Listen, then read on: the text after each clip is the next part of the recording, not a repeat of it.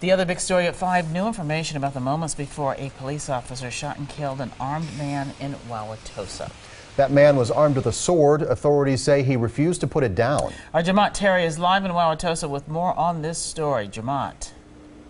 Carol, the two officers are on administrative duty as this deadly officer-involved shooting here in Wauwatosa is under investigation. The suspect's friend contends that the man shot by officers suffered a bipolar disorder. And last night, the man became enraged and things quickly escalated when officers arrived on scene.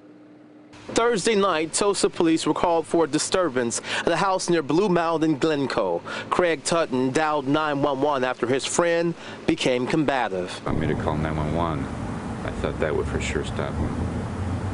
They didn't. Tutton says his friend suffered from a bipolar disorder, and after a night of drinking, he says the 29-year-old's behavior changed drastically. The man, who police have not identified, grabbed a sword and refused to drop the sharp knife even when officers arrived. Chief Barry Weber says officers were not aware of the man's mental state. A person is mentally ill but still comes at somebody with a weapon and is intending to use deadly force.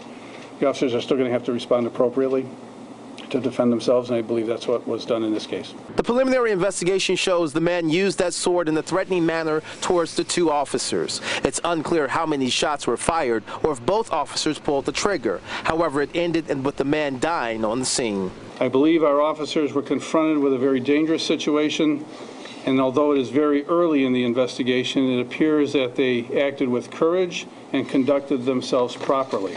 Tutton explains this is a sad situation, but he doesn't blame anyone. They did what they had to do. Standing. Now, MPD is the outside agency reviewing this case. New at 6, we examine just how well-trained Wauwatosa officers are in dealing with crisis intervention and why one group says this incident illustrates that this department needs to do much more. We'll have that angle for you new at 6. For now, reporting live in Wauwatosa, outside the police department, Jermont Terry, today's TMJ4. Sadly, we're seeing too many of these cases. Thank you very much, Jermont. Scott